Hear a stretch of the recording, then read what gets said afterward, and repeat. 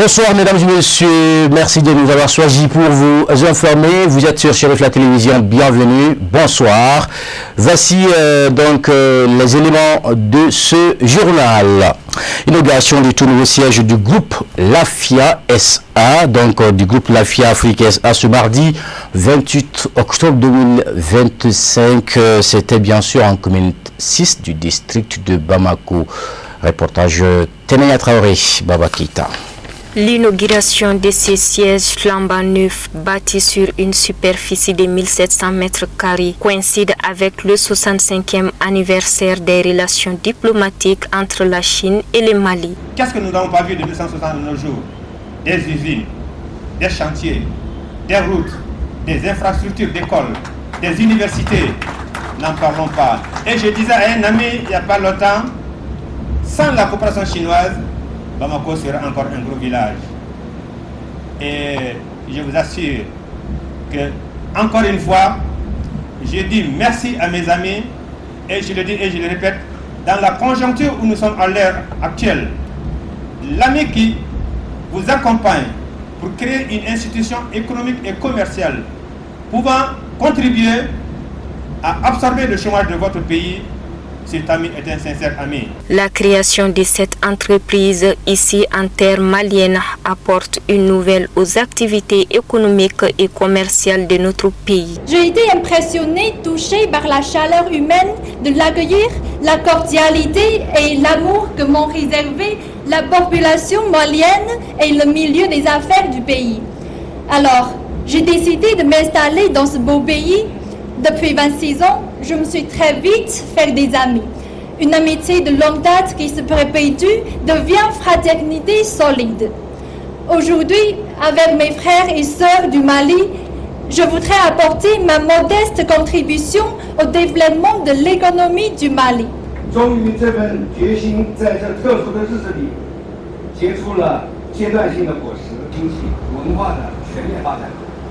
C'est fort de cet esprit devenu engagement et pour encore mieux servir le Mali, mon pays d'adoption et toute l'Afrique, que j'ai décidé de regrouper mes activités en un grand groupe qu'est aujourd'hui le groupe LAFIA Afrique. C'est dans cet esprit que XLG, ce géant chinois fabricant d'engins lourds servant dans les travaux publics, les mines, les transports, etc., m'a confié la direction de sa branche africaine du Mali. Avec des frères maliens, nous nous sommes engagés pour la promotion de l'économie, du commerce et de la culture entre la Chine et l'Afrique, particulièrement entre la Chine et le Mali. Hommes d'affaires maliens et chinois présents à cet événement historique au pupitre ont affiché leur immense joie car depuis 1960, les engagements de la Chine en faveur du développement du Mali demeurent constants et l'installation de l'AFIA Group Afrique SA en est une preuve vivante. Le Mali est un pays plein de potentiel. Le développement rapide de l'infrastructure, de mines et de l'énergie stimule fortement la demande de machines de construction. C'est pourquoi XMD s'engage à s'enraciner local, à servir localement et à progresser avec ses partenaires. En temps de crise, certains se sont retirés. D'autres ont hésité. Mais le peuple chinois choisit de rester. Ils sont toujours aux côtés du peuple malien et lui apportent de son mieux les aides. Je saisis cette occasion pour annoncer avec grand honneur que un nouveau lot d'aide alimentaire chinoise vient d'être expédié et devrait arriver prochainement au Mali.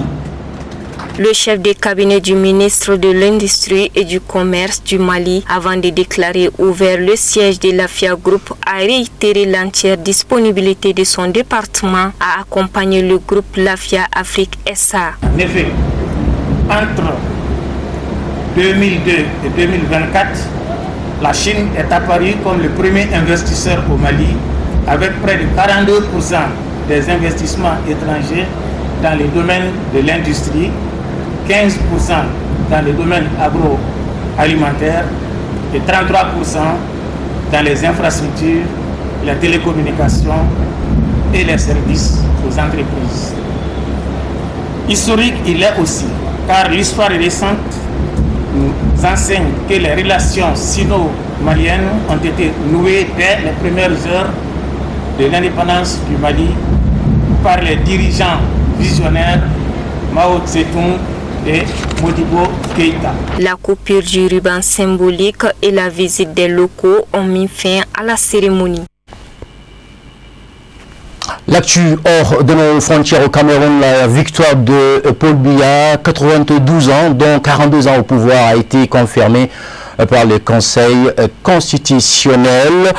Donc, à l'issue de l'élection présidentielle du 12 octobre dernier, il obtient donc 53,66% des voix, tandis que son principal challenger et ancien allié, Issa Tiroma Bakari, quant à lui, récolte 35,19% des suffrages. Samira Sanougou nous développe tout ça. En Côte d'Ivoire, la victoire du président sortant Alassane Ouattara au pouvoir depuis 2011 a été largement célébrée par ses supporters qui y voient la confirmation de leur soutien. La commission électorale ivoirienne a annoncé lundi que Ouattara avait obtenu 89,7% des suffrages lors de l'élection présidentielle. Adama Bictogo, président du Rassemblement des Ofoétistes pour la démocratie et la paix, a déclaré « Vous l'avez dit, vous l'avez fait, vous avez dit que vous alliez voter pour Ouattara et vous êtes allé voter pour lui ». La mobilisation électorale a connu une participation d'environ 50% avec près de 8,5 millions d'électeurs inscrits. Parmi les autres candidats, Jean-Louis Billon, ancien ministre du Commerce et issu d'une famille influente, a recueilli seulement 3% des voix. Simone Gbagbo, ancienne première dame, a obtenu 2,4%. Les résultats définitifs sont attendus début novembre, bien qu'une annonce anticipée soit possible. Ce contexte électoral s'est déroulé dans une opposition affaiblie après l'exclusion de certains candidats comme Laurent Gbagbo et Tidjane Thiam. Donc autant pour moi, les images que vous venez de voir, c'était pour la Côte d'Ivoire, donc qui était également la Côte d'Ivoire qui était aussi en élection cette semaine où l'ancien président ou le président sortant Alassane Dramane Ouattara a été réélu donc à la tête du pays. Donc il a obtenu 89% des suffrages lors de l'élection présidentielle. Et puis nous revenons sur cet élément que nous venons justement d'évoquer. Il s'agit du Cameroun où le président sortant justement, Paul Biya, 92 ans, dont 42 ans au pouvoir, a été réélu pour un 7e mandat. Nous retrouvons Samaïra Sanougou encore. Le Conseil constitutionnel du Cameroun a officiellement déclaré lundi le président sortant Paul Biya, le plus vieux chef d'État en exercice dans le monde, vainqueur de l'élection présidentielle du 12 octobre avec 53,66% des voix. Son ancien allié devenu challenger, Issa Tiroma Bakari, a obtenu 35,19% des suffrages selon les résultats officiels avec un taux de participation de 57,7%. Paul Biya est déclaré élu président de la République ayant obtenu la majorité des suffrages exprimés, a annoncé Clément Antagana, président du Conseil constitutionnel. L'annonce officielle survient après des manifestations ayant dégénéré en violence. Au moins 4 personnes ont perdu la vie lors de rassemblements alors que les partisans de l'opposition réclamaient des résultats crédibles. Dans un message publié sur les réseaux sociaux, Issa Tiroma a dénoncé des tirs dirigés contre des civils dans sa ville natale de Garoua et affirmé son intention l'intention de poursuivre son combat politique, qualifiant les événements d'impunité flagrante. Les revendications des Tiroma qui s'étaient autoproclamés vainqueurs quelques jours avant l'annonce officielle ont été rejetées par le camp de Biya. Les élections avaient été surveillées par plus de 5000 observateurs nationaux et internationaux. Si la mission de l'Union africaine a jugé le scrutin en grande partie conforme aux normes régionales, continentales et internationales, un groupe d'organisations locales de la société civile a signalé plusieurs irrégularités, notamment la présence d'électeurs décédés sur les listes électorales, une distribution inégale des bulletins et des tentatives de bourrage d'urnes. Paul Biya est au pouvoir depuis 1982 après la démission du premier président du Cameroun. Il a par la suite bénéficié d'un amendement constitutionnel supprimant la limitation des mandats. Sa santé reste un sujet de débat car il passe une grande partie de son temps en Europe, laissant les affaires courantes à ses principaux collaborateurs et à des membres de sa famille. Et voici la suite de la synthèse de l'actualité internationale. C'est avec Aminata Traoré.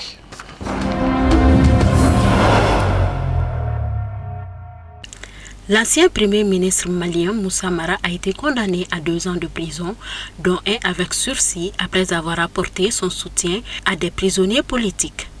Les juges du pôle national de lutte contre la cybercriminalité de Bamako ont prononcé leur verdict ce lundi. Ils ont également condamné Moussa Mara à une amende de 500 000 francs CFA, soit environ 762 €, et à verser 1 franc symbolique à l'État malien, partie civile, dans cette affaire. Lors de son procès en septembre, le parquet avait requis 2 ans d'emprisonnement. Premier ministre du Mali entre avril 2014 et janvier 2015, Moussa Mara était poursuivi pour atteinte à la crédibilité de l'État et opposition à l'autorité légitime. Il avait été arrêté et placé en détention le 1er août dernier suite à des messages postés sur ses réseaux sociaux en juillet. Dans ses posts, il avait exprimé sa solidarité avec des détenus d'opinion auxquels il affirmait rendre visite régulièrement. Moussa Mara devrait faire appel de sa condamnation, selon son avocat, Maître Moutaratal.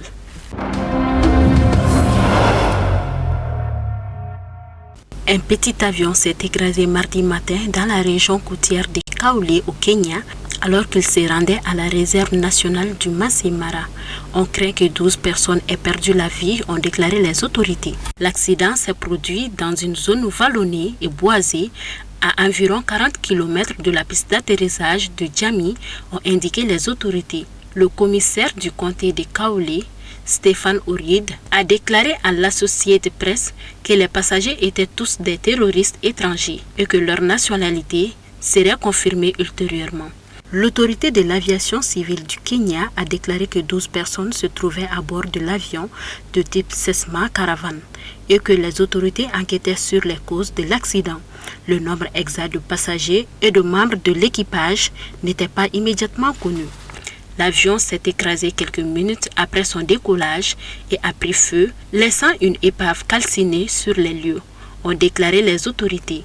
Des témoins ont déclaré à l'AP avoir entendu une forte détonation et avoir trouvé des restes humains méconnaissables à leur arrivée sur le lieu. La compagnie aérienne Mombasa Air Safari a déclaré à l'AP qu'elle collaborait avec l'autorité de l'aviation civile et que les informations relatives à l'accident seraient communiquées par l'intermédiaire de cette dernière.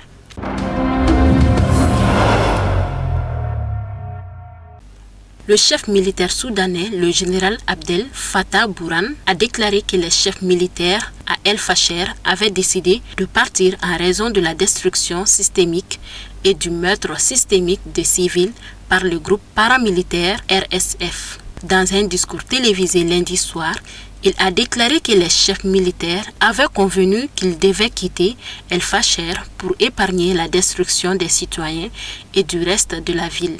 Nous sommes déterminés à venger ce qui est arrivé à notre peuple, à El Fasher, a-t-il déclaré. En tant que peuple soudanais, nous demandons des comptes à ces criminels.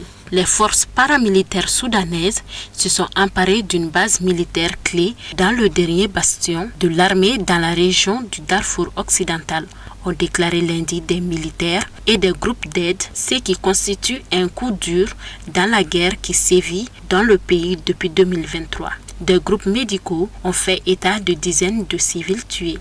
Plus d'un quart de million de personnes, dont la moitié sont des enfants, se sont retrouvés piégés à El Fasher, la capitale provinciale du Darfour Nord, où des combats désespérés font rage depuis plus d'1 an. La chute de la ville aux mains des forces de soutien rapide pourrait annoncer une nouvelle scission du Soudan, plus de 10 ans après la création du Sud-Soudan.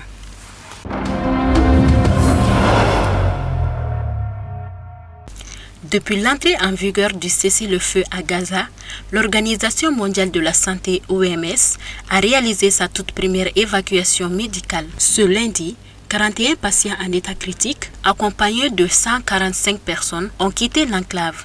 Parmi eux, de nombreux blessés du conflit qui dure depuis 2 ans ayant causé la mort de plus de 68 000 personnes, principalement des civils. Le système de santé déjà très affaibli est désormais en grande crise, avec des hôpitaux quasi totalement inopérants et 1700 professionnels de santé décédés. Dr Luca Pigosi, coordinateur de l'équipe médicale d'urgence de l'OMS, explique: il s'agit de la première évacuation médicale depuis le début du cessez-le-feu le 10 octobre.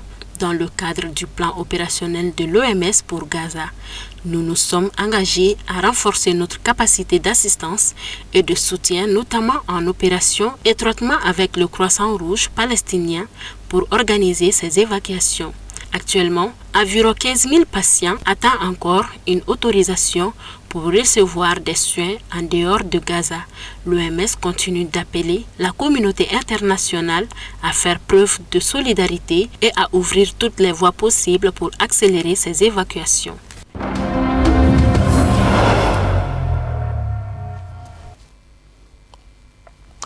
En cette crise qui affecte durement notre pays, la solidarité mutuelle est plus que nécessaire. Acceptons les convoiturages, ayons le cœur qui rassemble, mais pas celui qui divise. Terminé pour ce journal. Nous vous remercions de l'avoir suivi, d'avoir su bien nous accompagner, retrouver d'un moment à l'autre. Mamadou Benchel Soumano qui viendra vous faire la narration de toutes ces actualités en langue nationale. Bamanankan, très bonne suite de programme sur Chérif la télévision.